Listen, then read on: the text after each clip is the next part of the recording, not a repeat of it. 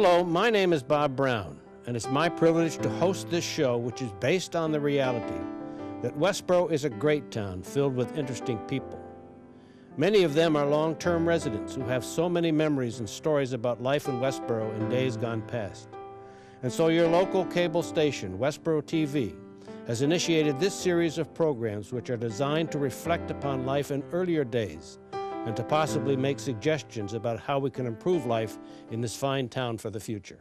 It's a real privilege to be able to host this program, where we have the chance to meet some of the more illustrious folks who lived in Westborough for many, many years. And today we have Charlotte Spinney, who's agreed to come and talk with us a little bit and share her life in Westborough. She's known to many of the kids, the older kids in town, as being a great teacher in the high school, but she's also done lots of other things. She's reminded me as we came in that if you go to the auditorium at the high school, that auditorium is now in her name, which gives you some indication of how the town feels about Charlotte Spinney. So welcome, Charlotte. Thank you, Bob. I'm very pleased to be here. Great. Would you tell us a little bit about your upbringing and how you came into this life? Yes, I was born here. My mother and father were not from here originally, but met in Westborough and married, and I have two brothers. We grew up in Westborough. We went to the Westborough schools. And then I went on to, in those days it was called Worcester State Teachers College. Oh, yeah. And Mr. Robinson, who was the superintendent, offered me a contract for $3,300. And of course I had no money.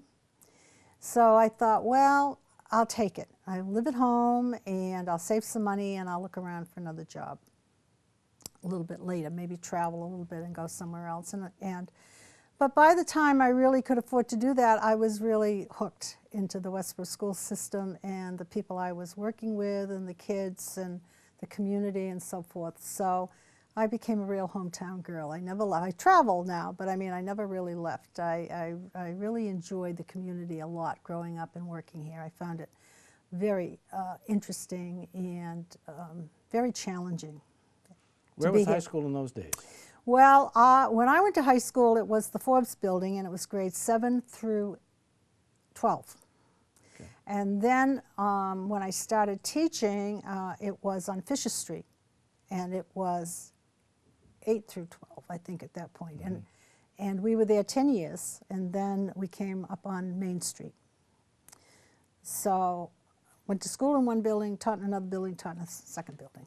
So what year was it that you started teaching here? 1958, September 1958. Right? Great, great. And what were subjects? Well, over the years I taught everything. I taught civics, I taught urban studies, I taught psychology, I taught American history, I taught problems of democracy, I taught sociology. I would say the last 10 or 15 years, I taught primarily American history and sociology. Those were my two favorite subjects, and I was lucky enough to end up teaching them for about the last 10 or 15 years. Yeah. But in addition to being a teacher, you were kind of a sports fan too, weren't you? Oh, big time. Yeah. Actually, I didn't just go to the sports of the Westborough school system. I also tried to go to everything else they did. I had been taught by a woman at Worcester State Teachers College by the name of Elizabeth Foster. And in the 1950s, Elizabeth Foster was saying, you teach the total child. You do not just look at the child sitting in your classroom in relation to the subject you're teaching. You have to understand who he is, where he comes from, what his interests are, etc. And I really took that to heart. And so I tried to go to the plays and to the music things. I mean, whatever and of course the school was small enough then that you could do that. So I went to all the athletic events. I went to all of the extracurricular events that I could go to. And I think that it helped me a great deal in my relationship with the students in terms of I saw them differently and they saw me differently. Absolutely. They had a whole different view of me to know that I was there enjoying whatever it was they were doing. And for the most part, I did. I enjoyed what they did. Yeah. When I was asked who we were going to have on next, and I mentioned your name, a person who was speaking to me and asking that question said, ask her about her father. Well, my father came from Nova Scotia. His mother was an American born in Southborough. She came from a large family. And he came back here. He had been trained somewhere out west in Canada, I'm not sure, to be a mechanic. He was a skilled mechanic. And on the opposite corner from where the 7-Eleven is now is where the train used to go through, and there was a depot there. And he had a garage. He had an aunt living in Marlborough. He went to live with her in Marlborough. And he came there and he had a garage. And that's how he met my mother. My mother was across the street. She had been left on her own at 16, and she was working as a waitress across the street, and he would go have his lunch and it went from there. At any rate, he was here. Eventually, he sold the business, and he ended up in Bay State, where he worked for almost 40 years. Is that right? But he was part of the nucleus of men in the community who on Sundays manned the fire station, because there was one man who had 24-hour duty, 6 days a week. And so they would go in and they would man the phones. It was all volunteer. And he also did the same, he and other men did the same for the police department. There was a chief and a full-time policeman, I guess. And their names escape me at the moment. But they would go and take over for a day so that these men could, have some part-time. So the police department and the fire department in those days, this would be in the 30s and 40s and probably into the 50s, where it was all volunteer. Yeah. And at Bay State, because they were very community-minded themselves, they understood the importance of the fire department. The operator would come over the loudspeaker and say, "Fire call." And all the men there that worked at Bay State who were on the fire department would leave and go to the fire. And Bay State continued to pay them. They did not dock them any money, because it could be an hour, it could be a day, it could be 3 days. When the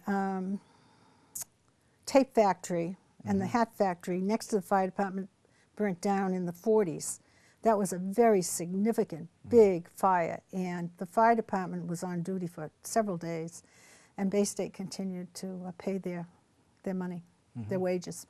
So it was that kind of community. But he was the chief, wasn't he? He was the last volunteer chief, yes. Yeah. Yes, I think he got paid $400 to do that, something like that. And he got an allowance for the car, maybe. Yeah. But after him, Rocky Polini was for a short time a volunteer chief, and then he became a permanent chief. Right.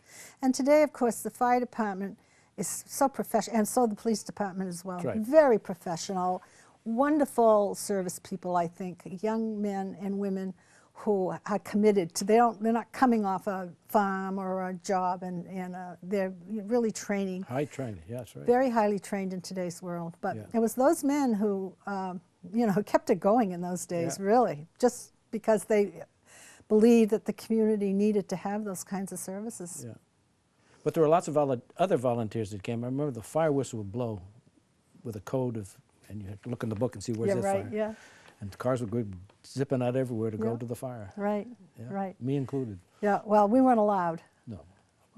We would have loved to have gone, but my father made it very clear, you are not allowed at these fires. Yeah. So, and both my brothers, at one time they had sort of an auxiliary group, somewhat like the Explorer Post today. And so those boys would go. There was young men, they would leave the school and they would go. Yeah. That was for a short time. Yeah, But great.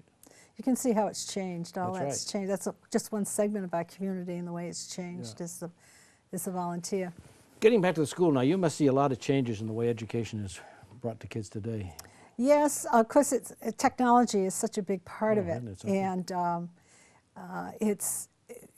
I'm glad I left when I did, because I'm not a technological person, but I understand how good it is. So, and the experiences kids have today are just wonderful. I mean, they go on trips. They have the Quest program. I assume it's still in place, where in the senior year, their last semester, I think they can go out and intern with people and have those kinds of experiences. So it's a very different kind of process. I think education is education, but the process is different. And in many ways, I think it's very good. Yeah. It's quite excellent. Westborough schools, I think, are quite excellent. They certainly are. Yeah. Yeah. I think they do great things. Do you notice a difference in the dress? Oh, my dear. That's something? Absolutely. Absolutely. Although I was teaching when we went through the court cases, and in those days, the principal we had was adamant that dresses had to come to the back of the knee, and a boy's hair had to be over his, had to be behind his ears and above the collar. And frankly, it got to a point where I said, and I was glad for the court case, I said, that's not what I'm here for, is to measure dresses and to check boys' hair. Yeah. So the court cases came in, and the rule was made that safety and health were the two main things. And of course, at that point, some of the kids just went nuts with what they wore. And I remember Mother saying to me one time, I don't know why you let Mary wear that outfit. And I said, what are you talking about? I said, you let her out of the house. But she didn't want to take that responsibility. Yeah. In other cases, the girls' room was right opposite my room. I could see right into the girls' room. And these girls would come to school dressed the way their mothers wanted to, went in the bathroom and came out dressed the way they wanted to. Yeah. So dresses, I said, I'm not fighting those battles. And I would say that to the parents. I said, look, your revenge is going to be when your grandchildren look at these pictures in the kids' yearbook and laugh at them. I said, that'll be your revenge, because their kids are going to think they look absolutely nuts. But I said, there are more important battles to fight. I thought there were more important battles to fight that were more intrinsic rather than outward. So, yeah, the dress has changed, but so has our dress. Yeah, that's true. You know? But you were kind of known as a no-nonsense teacher. You didn't take a lot of guff from kids, I understood. And they knew what you stood for. And out of that, you gained an awful lot of respect. Well, you know, Bob, I had to be that way in that I was 21 or 22 years old. And at that time, the students sitting in front of me were brothers and sisters of kids I went to school with, kids I had babysat, kids in my neighborhood, kids who went to my church, on and on and on. They were kids who knew me, who had at one time called me by my first name. And so I knew right off, if I'm going to stay here and I'm going to be successful, I have to establish right away that I'm in charge. Yeah. And I will respect you, and we will treat each other with respect. You don't have to like me, but I'm going to treat you with respect, and I want you to treat me with respect. And the second thing I learned two lessons. One I learned from Ruth Wadley, who was long time, had in fact been my English teacher, and she taught next door to me. And I was very lucky because she was a wonderful help to me. In my very first year of teaching, I made some fresh remark about a student saying, oh, he'll never amount to anything. And she just casually began to tell a story about her teaching career. And these three boys that she had that were just the worst kids, she probably taught maybe 30 years at that point. They were absolutely the worst kids she ever taught, and she would give examples of how terrible they were, and she would call the father in, and the father couldn't do anything with them, and she went on and on and on. And she ended up naming them, and they were three of the most prominent men in the town. And I thought, she's telling me something. And I was grateful for that, because I learned that lesson very early on, that prejudging kids isn't, you know, and I should have known from my own example. I don't think people ever looked at me and thought that I would ever really excel at anything. I mean, I'd be okay, but I wasn't one of those that really stood out in a class, I don't think.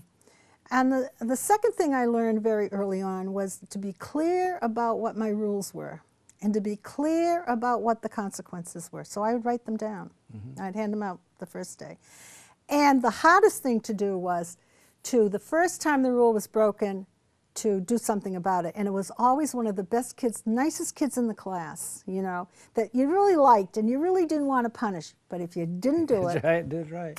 So, I mean, I was fortunate that I learned these lessons early on. And as a result, I really, for the most part, had a very good relationship with the students and the parents. Yes, you did. And once I got the children of children, those kids could not go home and complain about me, because their mothers and fathers would say, don't tell us.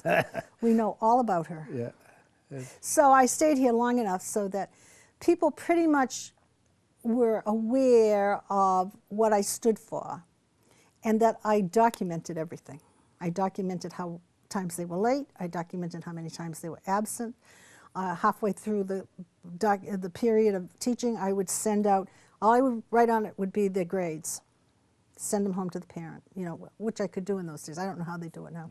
But I mean, I documented everything. Yeah. So if a kid or a parent wanted to confront me, which was fine, generally speaking, I had the evidence to prove what I was doing. Sometimes I would have to say, no, I was wrong. Yeah. Not very often, but I would have to say that. Yeah. So to me, that was very important. And it's a lot of work, but it pays off in the end. You don't really run into a lot of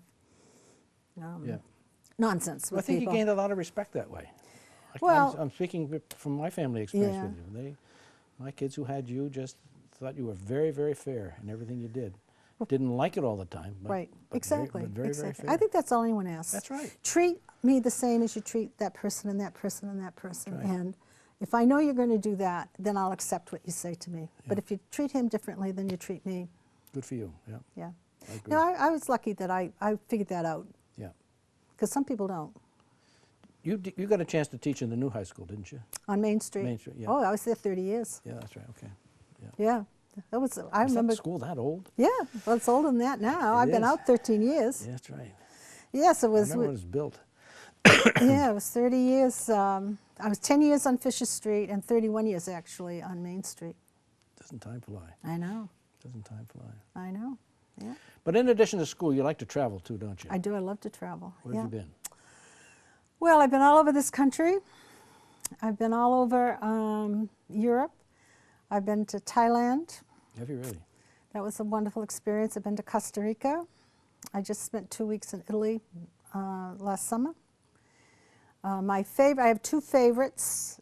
I've loved every trip, but I have my two favorites are the Grand Canyon and the Colorado Plateau. Mm. We went all over that Colorado Plateau, Lake Powell, Monument Valley, Zion, Bryce, you name it. And the other one was the Canadian Rockies. Isn't that beautiful? Just gorgeous, just beautiful. You know, this country. Did you take the train ride through there? No, Okay. I didn't. I want to do that sometime. But this country has such interesting. It does. Every part of the country has something to commend it Yeah. geographically and culturally.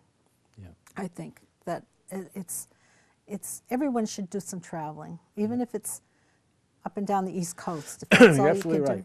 do. My you wife should- always wanted to travel, and I was one of these I'd rather stay home, and always found some excuses why I couldn't do it. Yeah. And now that she's gone, I regret every moment of that. Yeah. I should have done it. Well, my mother wanted to travel, and she fortunately was able to do so in her later life. You see, when we were growing up, we went to Nova Scotia every summer to see my father's family, and my father didn't stop. We made no side trips. Yeah, Right. from here to here. So that was it. And they did do a couple of trips after he retired, but she did some when she retired, and thoroughly enjoyed them. And the other thing that influenced me a great deal was Bob Kirby, who used to be the assistant Yeah. principal of Westborough High School, one of the finest men I Yes, he knew, was. Nice guy. one of the finest coaches Westborough had, and one of the finest teachers. At 55, broke his back and was paralyzed. And I remember when I heard the news, I got physically ill. I was just so upset by it. And that man was in a wheelchair. He just died That's right. last year at 81, I think it was. And I remember thinking, boy, this guy is not going to have a chance when he retires to do the kinds of things that he probably wanted to do. And believe me, I'm going to do them. Right. I'm not going to sit in a chair and say, well, someday I'll do this. That's right. I'm You going to do can't. this. That's right. No, That's right.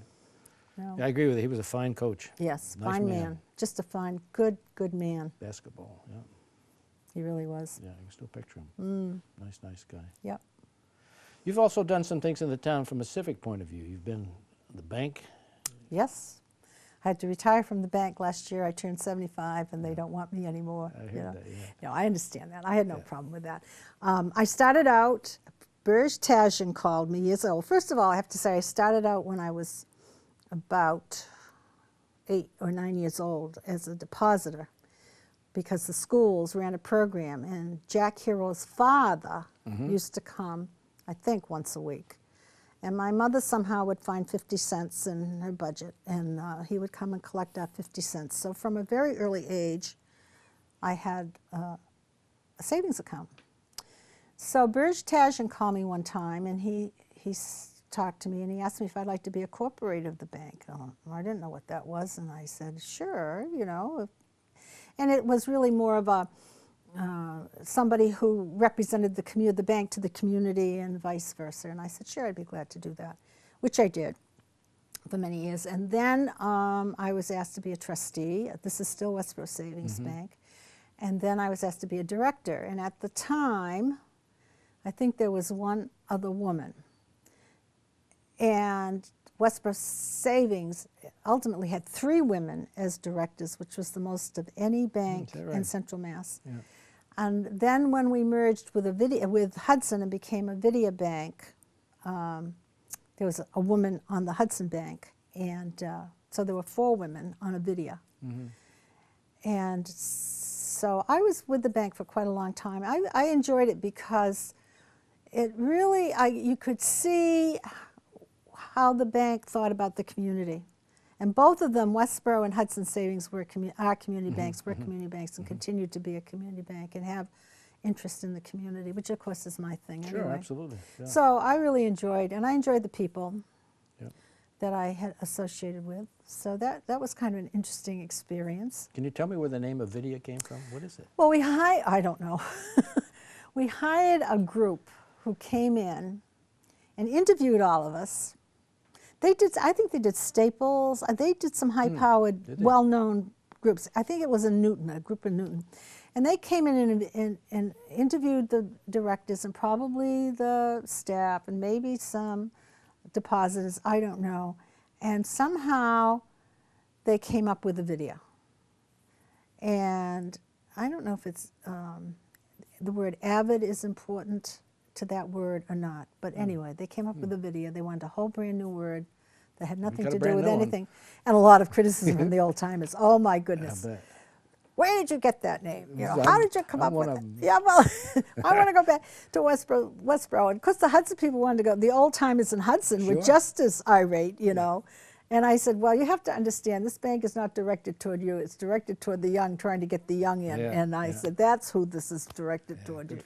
You're already here. They don't, you know, they're not looking to get you back. But I liked it. It was a good experience for me, I think. All right, what else have you done in the community? Well, I was on Habitat for Humanity with you. Certainly were. Right? That was a wonderful experience. You did a great job. One I really treasure a lot. Very fine people working on. Wasn't that great? Oh, well, again, it's a community thing. That's right. You know, I think that my one criticism, major criticism of Westborough today is that some of the more recent people who have come into the community don't get that. They drive through the community, go to their homes, look at the schools, but when it comes to community activity, I don't see that we're getting as many people as we should be getting for the kinds of things that we want to do here. But Habitat was a perfect example of a community experience. It just, to see all these different people. That was a miracle, really. It really was. It was amazing. It really was.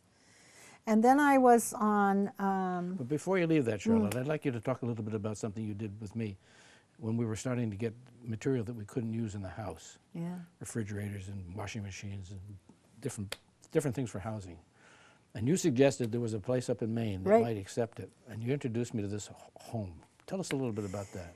In Orland, Maine, which is not too far from Ellsworth. I think maybe Ellsworth might be the next big city. There's a place called Home, H-O-M-E, which is begun by a woman named Sister Lucy. And she was concerned about the poor. Is it Washington County? It's Washington County, right. She was very concerned about the poor and these poor farmers, and was looking to find a way to market their goods. And that's how it began. It has since grown to do a soup kitchen, to do a food pantry. They have a sawmill. They build houses. They breed and raise fjord horses that they sell, gorgeous, beautiful horses. Yeah. They do English as a second language. They have a halfway houses for people coming out of prison. They are, I think, a rescue place for political refugees from Guatemala, maybe. They do all of these things. And I stumbled on it years and years ago. My friend from London was here visiting me, and we were going up to Bar Harbor. And I had read an article about Sister Lucy. And there it was on Route 1. Yeah.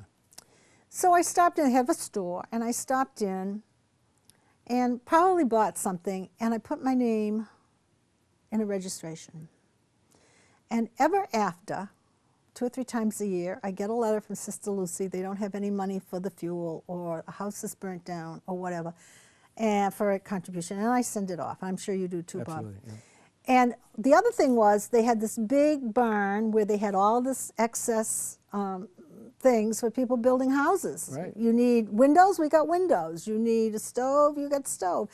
And I remember when we had a lot of that stuff given to us that we could use, I just off the top of my head said, oh, Bob, you know what? You're from Maine, you know. Yeah. There's this place up there. And I didn't know at the time. And we took 2 truckloads That's up the right. first time. That's I right. brought a couple of kids from my sociology class to see that place. You remember when they did the high school and decided to get rid of all the furniture? Yeah. And there was a parcel in the budget to trash it all, to crush it, so it would go to the dump. Yeah. And I couldn't stand that. So Yeah. I got in touch with the folks down in Appalachia, had lost a school, and we sent 2 tractor trailer Yeah. loads down there from the high Yeah. school. And then there was stuff left over, and I called Sister Lucy and said, could you use it? She said, sure. Yeah. So we sent another tractor trailer load up to Sister Lucy. Yeah. It's just- She's a phenomenal she woman. really is phenomenal, is right. She came from a large family. One of her brothers was in the Olympics, I think, a That's few right. years back. And there's some other nuns there, 2 or 3 other nuns, but it's mostly the local people who run that Yeah. program. They make wreaths at Christmas, Yep. and I always order my wreath from So do there. And they go to some of the big fairs Yes. that they sell them at. Yeah. But it's again, it's a remarkable, to me, it personifies what the American spirit is. Right. You just do it. You just get together and you do it. But also personifies for me what you can do with no overhead. Yeah. You know, you give the Red Cross, maybe 80% goes into administration, the Right, rest right. goes to... There's no overhead with Sister Lucy. Yeah. There's none. What you get is what you get. And Yeah. it goes out as quick as she gets it in. Yeah. She's just, It's a great program. it is. It really is super. And I bet you there's a lot of programs like that across this country that we probably just are. don't know about. There That probably are. somebody Yeah. has said, look, Yeah. let's take what we can get. Well, it's like the idea of, I think it was a college student in Boston was appalled at the end of school, kids leaving stuff outside their apartments. They had graduated, they were moving on, and there were all kinds of things. And somehow she did the same thing. She contacted some group that could use things, and they come and pick them up. The couches and tables and all kinds of refrigerators, all Yeah. kinds of things. So she just was so appalled by it that she finally found somebody that could take all those things. There's a little book I used to read to one of my granddaughters about a garbage man in New York City who went around and he'd find a bed by the side of the road, he'd put it on the truck and he'd hang it on the back. Anybody wants it can take it. And he'd take it from here and somebody take it over there, and then it was constant swapping stuff, and he just couldn't stand to see the stuff go to waste. That's the spirit. Yeah, there's a friend of mine who I think lived in Wenham at one time, and in her neighborhood, once a year they would put things out for people just to come and take Yeah. in the neighborhood or wherever, and that's how they recycled.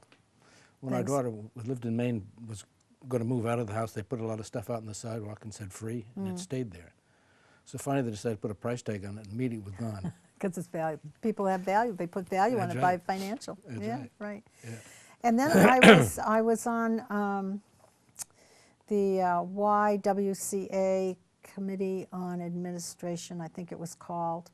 We were under the Y in Worcester. We were not independent from them. They really ran the show. They put somebody in there to manage it. But they were local people. We were local women who were sort of overseeing the Y.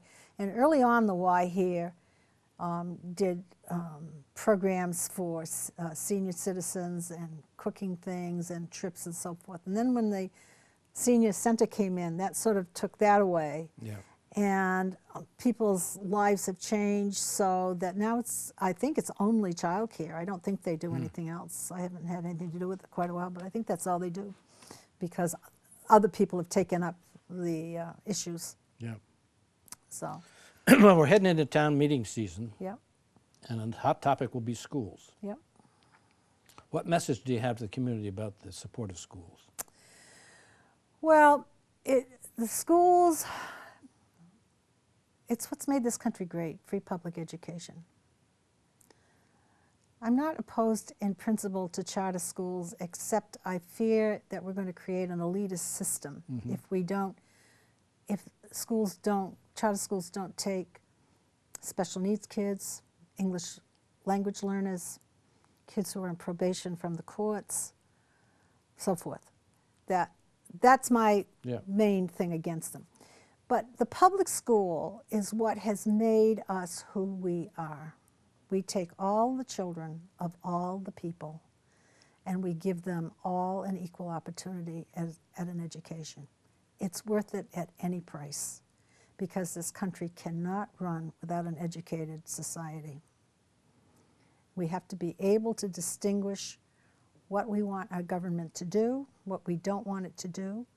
We have to be prepared to stand up when our government does something wrong and say this is wrong and be able to articulate why we think it's wrong. That's not being unpatriotic, although some folks would like us to think so. It's not. It's being patriotic. Sure. To say, wait a minute, you're wrong. Yeah.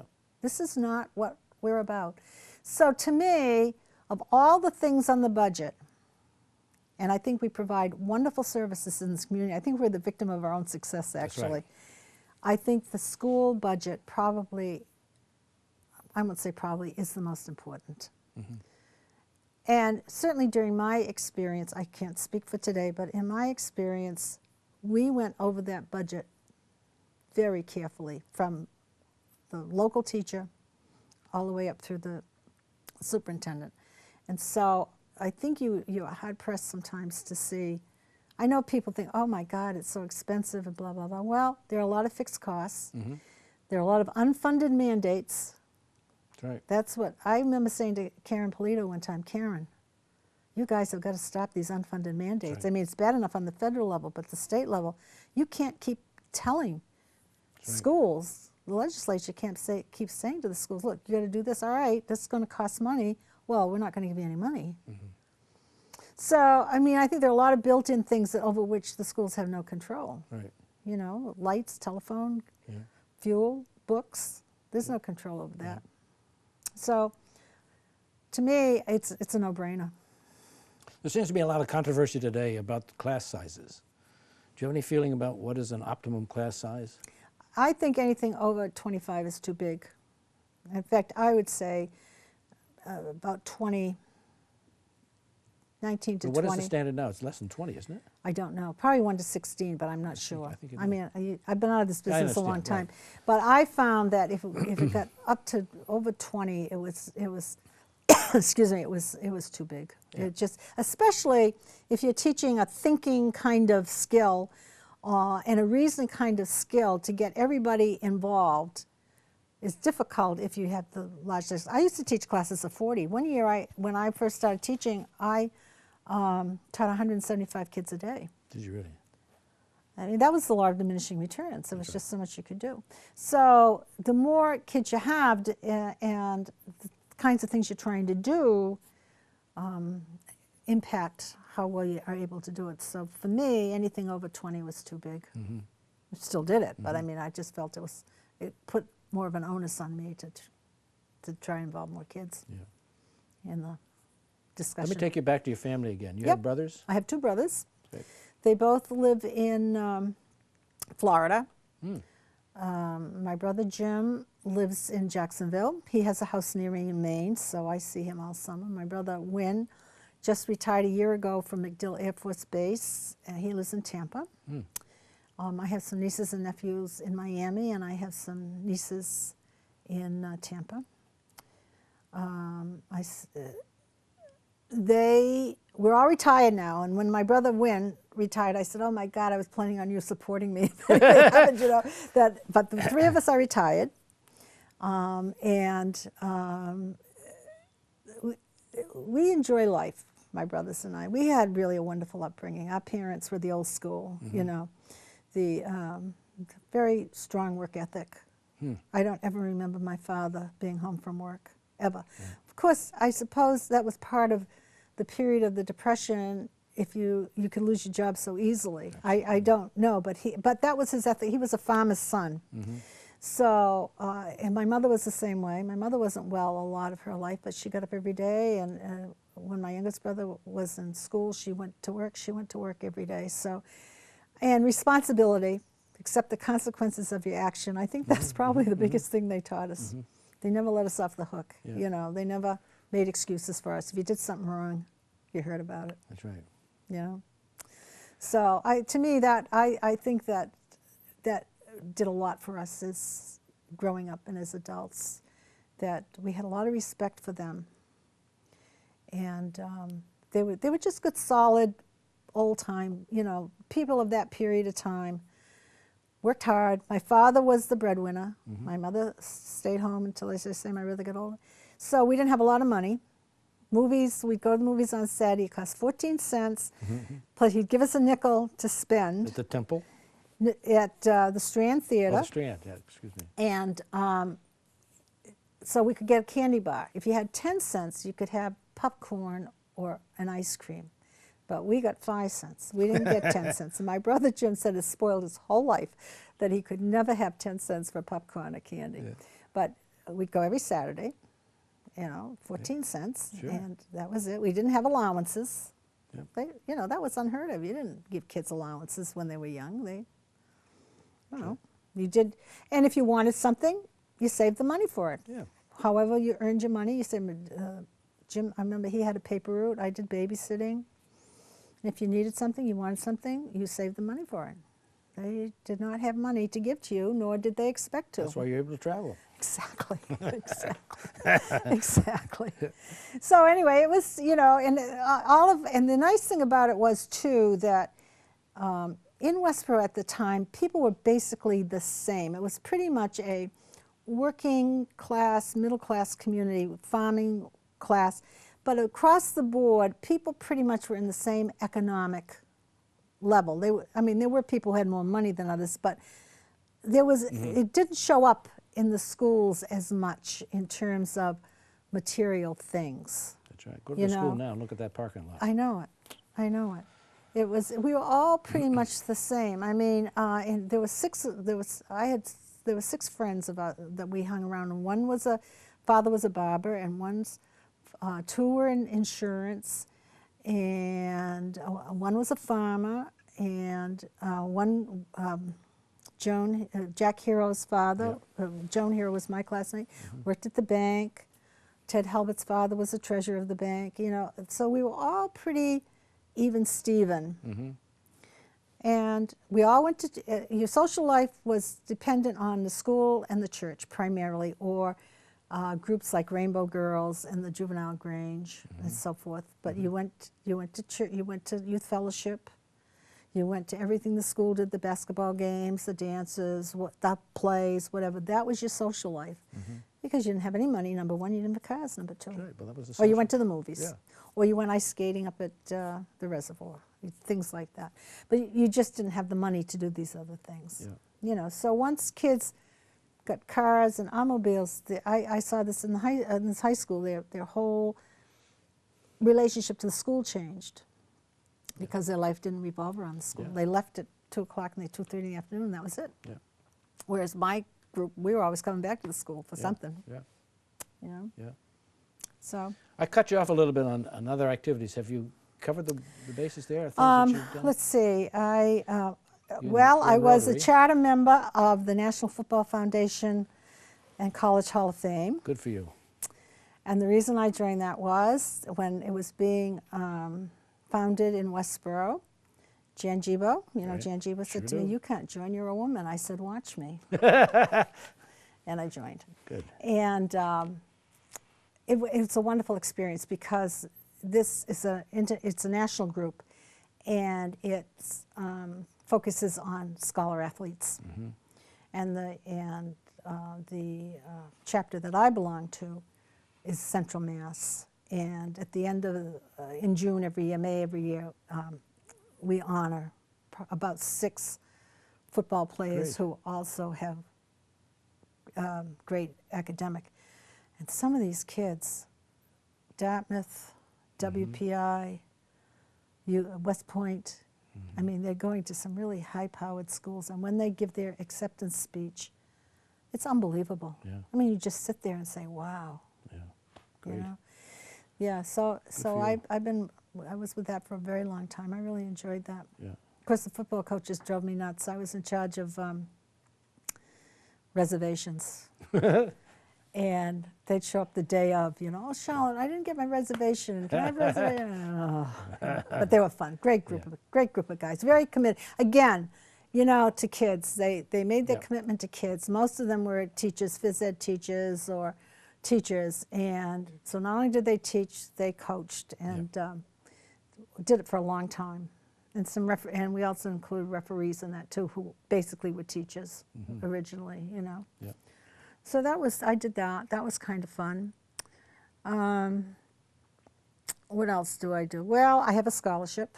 That's right. I am co-founder of a scholarship with Betty George, who at one time was a chemistry teacher at Westborough High School. And she and I were out having dinner one night, and it was about the time that the businessman went into 8th grade, I think, in a poor section of New York. And said to them, if you graduate from high school, I will pay for your college education. And we just thought this was wonderful. Yeah. And I kept saying, you know, this should be something that we could do between the two of us. And I'm thinking we could each give maybe $100 a month to some kid to have to spend while he's at school. Well, she goes back to school, and she's the developer of the concept. I run the program, but she really developed the concept. And it's very unique. The concept is this, that we have children in our school who really would be good for them to go to college or further education, but they don't recognize it. School doesn't recognize it. By the time they decide they want to do it, it's too late. So at the end of the 7th grade, we choose up to 4 students a year who show the ability and maybe the interest, but for some reason need extra help. Not financial necessarily, but extra help. And we give them 3 mentors for the next 5 years. They have a mentor from the middle school, they have a mentor from the high school when they move up there, and they have a community mentor. And over the next 5 years, those people work with the students to help them see their way clear through all the things that are thrown up. They stay in touch with their teachers, their guidance counselors, etc. And then in the junior and senior year, we give each student $500 each year to pay for yearbook, class ring, prom, SATs, whatever is educationally important to them. I was adamant about this. This is not going to be a 4-year liberal arts school. It can be any form of education. We give them $2,000 a year up to 4 years. We have right now 9 kids in college, 15 kids grades 8 through 12. Good for you. And again, this program could not be done without the community. The Rotary and Westborough Savings Bank were the first 2 to come forth with donations for me, and have continued to do so.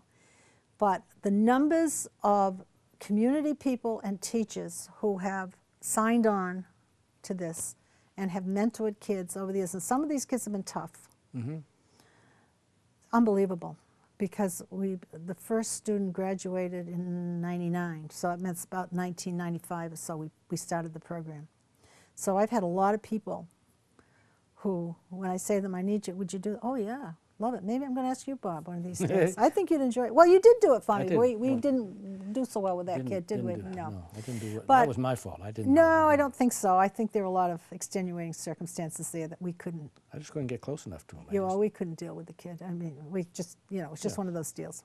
But anyway, it's a phenomenal program, and the community financially has been very supportive. Great. And the schools continue, even though I'm no longer there. Every principal that comes in, I go and meet, and the guidance department is wonderful.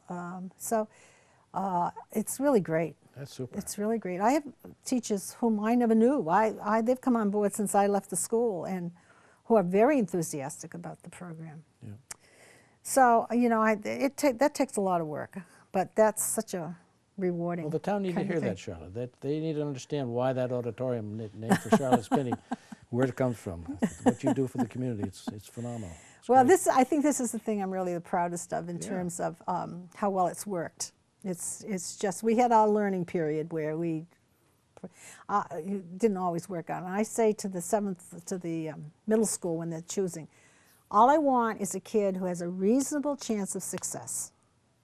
I don't care about anything else. I want him or her to have a reasonable chance of success. Don't give me somebody that is never going to be able to do this for whatever reasons. Because some kids come from some pretty difficult circumstances, Yeah. So, but I enjoy that. Yeah. That's good. Yeah. Yeah. You've been a great citizen. You are a great citizen. You've lived in the town a long time now. As you look at the town, you've seen a lot of changes. Yeah. What do you think needs to be done to make it even better? You see anything you'd like to improve? Well, the culture has changed in that, when I was growing up, my father didn't have a checkbook. Every Saturday he walked around and paid his bills. And we had a desk drawer full of receipts. But he kept in touch with the community that way. He'd go into this business, and like Blaze's. Yeah. That's where they all gathered, That's in right. the back room. Or sit-ups. Or he'd go into, Noah Trank's shoe store, because he was a tax collector. And around the corner was the electric company.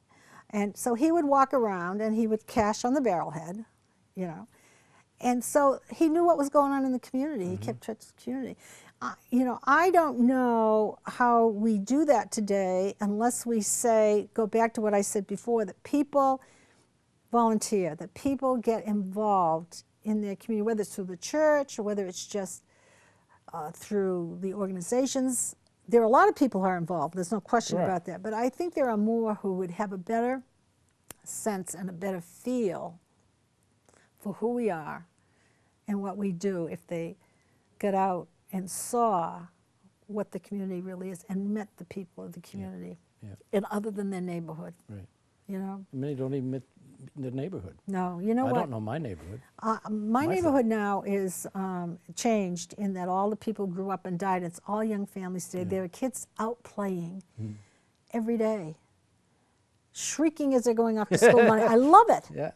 It's all young children. It's just wonderful. Great. And I know them, and they know me.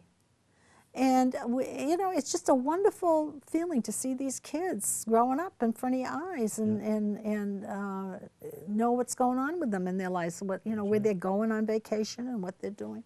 So I just think you have to that people have to take it on themselves to reach out to where there are needs. Like Habitat was a perfect example of that. But there are other needs in the community, I think.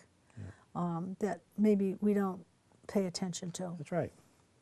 And the churches are the perfect place to do some of this too, because the churches, generally speaking, are very on top of this kind of thing. Right. And the senior center, they generally have some feel for what's going on with senior citizens who maybe need some help and so forth. So it just seems to me that I don't think there's anything government can do. I just think it's people. My mother and father were Republicans, the moderate Republicans, and it was you take care of yourself and you help people who, through no fault of their own, need help. But they never looked to anybody to solve their problems. Right. And so I think we just have to do more of that in terms of look around us and say, okay, who in your neighborhood, what busy mother could use an hour with her 3-year-old, without her 3-year-old, to do something, Yeah. to be our 2-year-old probably is the hardest time. Just, or what elderly neighbor do you have could use a ride to the grocery store? Yeah. And my neighbors call me up during the blizzard and say, we're going to the store, do you need anything? Yeah. I don't, That's because what I've already read the weather report and I've got everything in, you know. But I mean, to me, that's what it's all about. You're right. And there's plenty of that going on. I'm not suggesting that we're turning our back, but I just think there's so many more things that we as a community could do of that nature that we don't, because we're too busy. Yeah. You know, we're too caught up in our lives and doing this with the, Oh, isn't that terrible? drives me nuts. Can't stand it. Drives me nuts.